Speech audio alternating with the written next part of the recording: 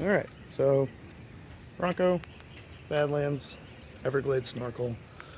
Let's figure out where the water goes. Airbox, got the filter removed, opened up. The lid is here. This would slide in right there. Cool. It's sealed okay. Like this connection, I think is fine. It just kind of slots in there, but I think that's all right.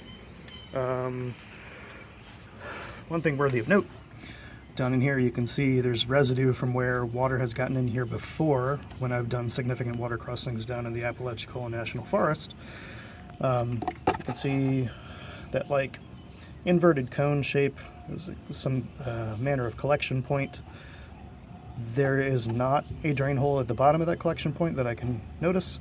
There is a drain hole there. This is probably normal stuff that I just don't know about because I don't know anything, but I know what I'm observing, and I know that water, if it got up to this point, which very unscientifically is maybe about that high on the vehicle, would be able to come in the bottom of the airbox. And if it was submerged for an extended period of time, maybe enough water could flow up through that hole to cause an issue. So I'm definitely considering plugging that with some silicone. If I do that though, I'm going to need to be very diligent about checking the airbox after water crossings, which I should do anyway, just to make sure that there's not water just sitting in there unable to drain out.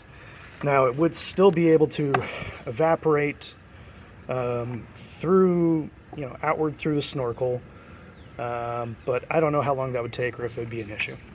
Okay, anyway, of more interest is trying to figure out rainwater and such that would come in on this side, which I've removed the front blocking plate. I had them reversed. This is the grill style plate where the induction usually occurs.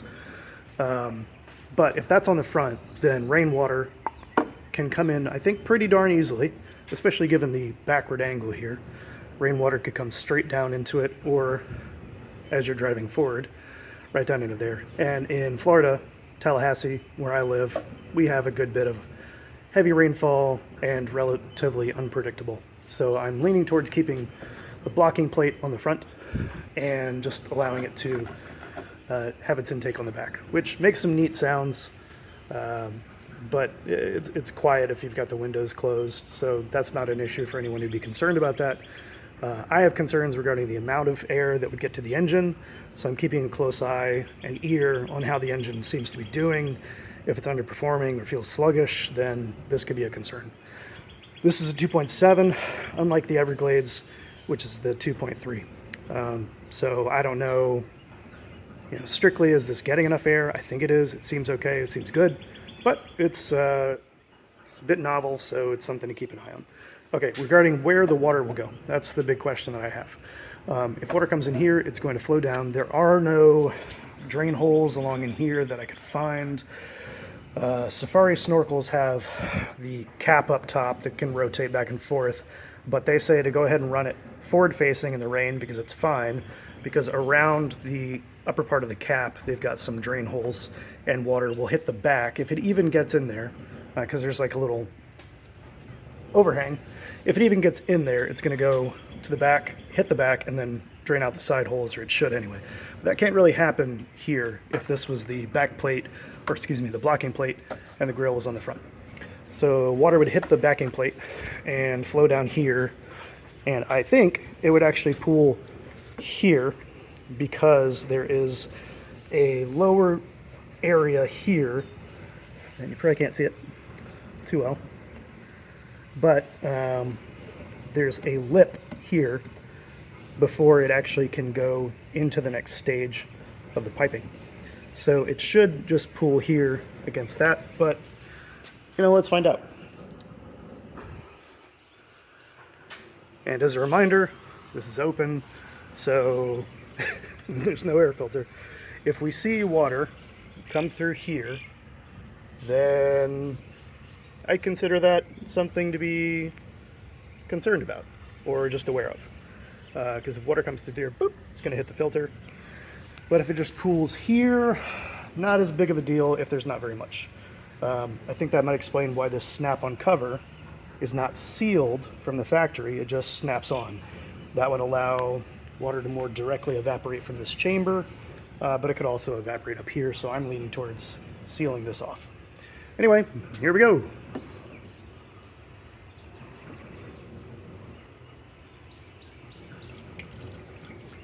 Bloop. Got some water coming out there, drizzling. Let's see if we're dry over here or not. Okay, looks dry up in there, but I'm gonna keep an eye on it. Let's shake it around a little bit.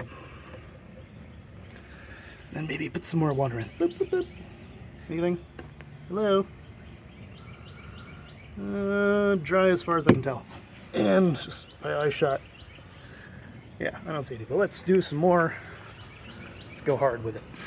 Okay, so checking in here. Yeah, the water is pooled here. A little bit may have gone over the lip, but if it did, not very much. Okay, this is kind of a ridiculous test, but yeah, let's see. Yeah, it's, probably can't see it in the video, but with the naked eye anyway, here in person, I can see, yeah, the piping is dry, it just pooled in this chamber here. I think that answers the question, but let's throw in a bit more to be crazy.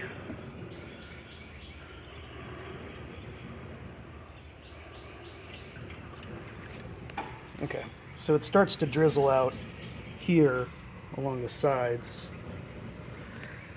And I think it's still dry over there in the piping. Let's check over here. Yep, still dry. Now, with suction occurring during actual operation, maybe it would be able to pull some of that water through. So I'd say that it'd be an issue if you somehow manage to get water all the way up here. But if you do that, what the hell are you doing? Don't do that. Okay, so, all right, last bit, because we're nuts. Going all the way. Yeah! Okay. Yeah, there we go. We got some water flow through here. Boom, look at that. So, hopefully that's never gonna happen. You know, that was a ton of water. That was more than I think you'd deal with from heavy rainfall. Like, that was a lot of water. But you can see, if you manage to get enough in the top, then obviously, yeah, you're gonna get some come through. But I think that's to be expected. If you pour water into your snorkel, what's gonna happen? You're gonna get water in your box. Duh. Anyway, I just wanted to see where the water would flow. And, you know, this is your worst case scenario. And then it's draining out nicely with that hole open.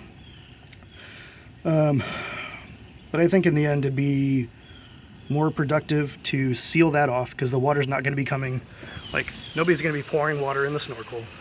And under heavy rainfall, you know, this can be blocked. And it's not going to really take anything from over here. I think even, so this is extremely unscientific, but maybe we can determine, you know, heavy rainfall, at what point in my pouring of water into my snorkel would be considered that to be equivalent to heavy rainfall. And I think that was probably prior to the end there. But the key would be, can enough water pool here in this chamber during heavy rainfall for it to make its way into there. But it is good to see that there's some pooling that can happen here, which I think would prevent a lot of issues in heavy rainfall if folks have it fit forward facing. That's probably enough. It can come out, we saw it could come out a little bit over here, which shows it's not perfectly sealed either. So pros and cons there. It may have actually been dripping. No, that came from the back.